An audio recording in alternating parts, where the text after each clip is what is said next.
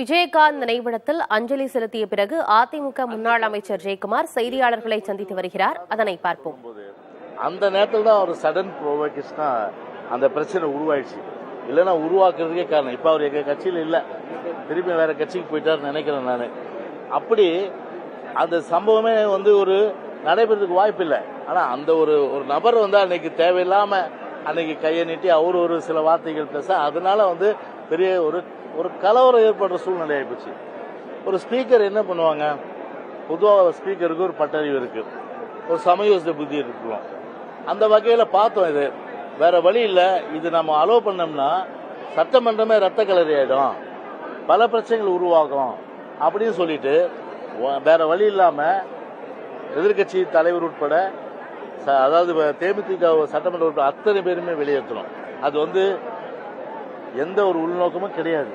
ஆனா அன்னைக்கு அந்த சட்டமன்ற உறுப்பினர் அன்னைக்கு சொன்னதை வச்சு அதை பேஸ் பண்ணி அன்னைக்கு தகராறு உருவாகி அது வெளியேற வேண்டிய ஒரு கட்டாயம் ஆகிப்போச்சு. அந்த மாதிரி பார்த்தா அப்ப கூட பின்னாடி பண்ருட்டி ராமச்சந்திரன் அவர் ஒரு கட்டத்தில் என்னை பார்க்கும்போது கூட சொன்னாரு, தம்பி ஆஸ் அ ஸ்பீக்கரா நான் அப்சர்வ் பண்றதுல நீங்க எடுத்த முடிவு தான் சரி. நீங்க அந்த நேரத்தில் நீங்க எந்த முடிவும் அந்த முடிவு வெளியேற்றலைன்னா எங்களை இல்ல பல பிரச்சனைகள் சட்டமன்றத்தில் ரெண்டு தரப்புக்கு உருவாயிருக்கும். ஆனா சமயோசிதமா நீங்க அதை செஞ்சீங்க, வேற வழி இல்ல, நீங்க செஞ்சது கரெக்ட்னு சொன்னார். அதனால அதெல்லாம் இன்னைக்கு நினைவுக்கு அவர் ஒரு எங்களுடைய அம்மாவுக்கு எந்த அளவுக்கு கோஆபரேட் பண்ணாரு, சட்டமன்றத்தை கோஆபரேட் பண்ணாரு. அந்த வகையில் எதிர்கட்சி தலைவராக தன்னுடைய பணியை சிறப்பான முறையில் ஆற்றியவர். தொகுதிக்கு பொறுத்தவரை பார்த்தீங்கன்னா இன்னைக்கும் பார்த்தீங்கன்னா இந்த தொகுதிக்கு அன்னைக்கு பல கேள்விகளை வருவார் என் ரூமுக்கு, ஸ்பீக்கர் சார் இந்த கவனஈர்ப்பு தீர்மானம் எடுத்துங்க, இதை அவசர வினாவா எடுத்துங்க அப்படி சொல்லும்போது எல்லா வகையிலையும் நாங்கள் ஒத்துழைப்பு கொடுத்தோம். ஆனால் எதுக்காக சொல்றோம்னா அந்த அளவுக்கு மக்கள் பிரச்சனைகள்ல அதிகமான அளவுக்கு ஒரு முன்னுரிமை கொடுத்து அந்த வகையில் ஒரு சிறந்த சட்டமன்ற உறுப்பினரா, ஒரு சிறந்த எதிர்கட்சி தலைவரா, ஒரு சிறந்த கட்சியை வழிநடத்துகின்ற தலைவரா, அவருடைய தொண்டர்களை எல்லாம் கூட கட்டி அரவணைக்கின்ற ஒரு நல்வழிப்படுத்துகின்ற ஒரு தலைவராக இருந்து அவர் மறைந்தது என்பது காலத்தினுடைய காலம் ஏற்றுக்கொள்ள முடியாத ஒரு செயலாகத்தான் நிச்சயமாக கருதுகின்றேன். எனவே அந்த வகையில் தான் இன்றைக்கு அனைத்து இந்திய அண்ணா திராவிட முன்னேற்ற கழக சார்பில் அவருக்கு புகழஞ்சி செலுத்த வேண்டும் என்ற வகையில் இந்த கழக பொதுச்செயலாளருடைய சார்பில் இன்றைக்கு குரு பூஜைக்கு அந்த நிகழ்ச்சியில் இன்றைக்கு கலந்து கொண்டோம் என்பதை தெரிவித்துக் கொள்கின்றோம்.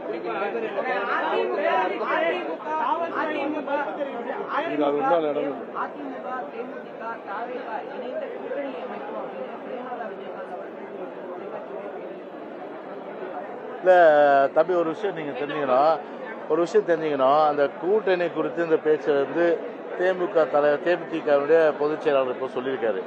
இப்போ இது குரு பூஜை நிகழ்ச்சி. ஸோ இந்த நிகழ்ச்சியில அரசியல் நிகழ்வு பேசுறதுல அவ்வளவு சரி இருக்காது. ஆனா நீங்க கேட்டீங்களா கேள்வி, அதுதாங்க இப்போ ஒரு சேடிஸ்ட் அரசாங்கம் திராவிட முன்னேற்ற கழக அரசாங்கம். காவல்துறையை குறை சொல்ல நான், காவல்துறை எல்லாமே பந்தோபஸ்ட்ல இருந்து ப்ரொடெக்ஷன்ல இருந்து அரேஞ்ச்மெண்ட்டுக்கு ஏற்பாடு பண்றது எல்லாம் கொடுக்கறது ரெடி. ஆனா சுவிட்ச் எங்க இருக்கு, சுவிட்சை போட்டாதான் லைட் எரியும். சுவிட்ச் ஸ்டாலின் கிட்ட இருக்கு. அப்படியே உடையா அப்படின்னு அவர் இறந்தப்போ பொதுச் செயலாளர் நாங்கெல்லாம் வந்தோம். எவ்வளவு கஷ்டங்க, மிதிச்சு தள்ளிட்டாங்க. அப்போ ஒரு யாருடைய பொறுப்பு, அரசு உள்துறை கையில வைத்திருக்கின்ற ஸ்டாலினுடைய பொறுப்பு இது. அவர் என்ன பண்ணிருக்க, உள்துறை செயலாளர் வச்சு லட்சம் மக்கள் வருவாங்க, ஒரு கூட்டம் நம்ம முறைப்படுத்தி அரேஞ்ச் பண்ணோம். அதுக்கு வேண்டிய ஏற்பாடு செய்யணும். அது பெரிய அளவுக்கு விமர்சனங்கள் பத்திரிகைகள் வந்த பிறகுதான் மறுநாள் பாத்தீங்கன்னா அதை ஏற்பாடு பண்ணாங்க. முதல் நாள் அந்த ஏற்பாடு பண்ணல. முதல் நாள் நாங்க உடனடியா வந்தோம், போச்சார் நாங்க தான் அவ்வளவு சிரமப்பட்டோம். சரி, அது ஒரு பக்கம் அன்னைக்கு விமர்சனத்துக்கு ஆளாச்சு. அவருடைய மரணத்துல ஒரு ஏற்பாடு பண்ணல, அவருடைய கைடன்ஸ்ல, யார் ஸ்டாலினுடைய கைடன்ஸ்ல போலீஸ் இன்ஆக்டிவா ஆயிப்போச்சுன்னு. இப்போ இன்னைக்கு லட்சம் தொண்டர்கள் வராங்க தமிழ்நாடு முழுவதும். ஒரு முறைப்படுத்துற அந்த வேலையை இன்னைக்கு ஏன் ஸ்டாலின் உள்துறை கையில் வச்சிருக்காரு?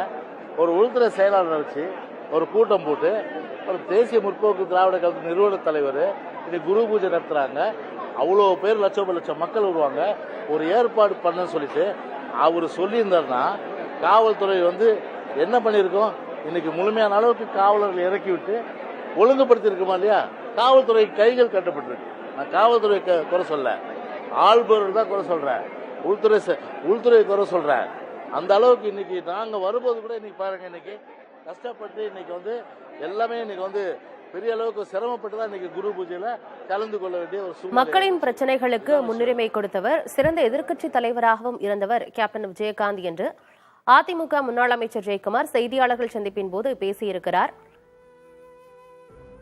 கோயம்பேடு விஜயகாந்த் நினைவிடத்தில் மரியாதை செலுத்துவதற்காக காலை முதலே ஆயிரக்கணக்கான தொண்டர்கள் அங்கு கூடி வருகின்றனர். அங்கு களத்திலிருந்து தகவல்களையும் நமது செய்தியாளர்கள் தொடர்ச்சியாக வழங்கி வந்தனர். தற்போது ஒவ்வொரு தலைவர்களும், அரசியல் கட்சி தலைவர்கள், சினிமா பிரபலங்கள் உள்ளிட்டோரும் விஜயகாந்திற்கு மரியாதை செலுத்துவதற்காக அங்கு வருகை தருகின்றனர்.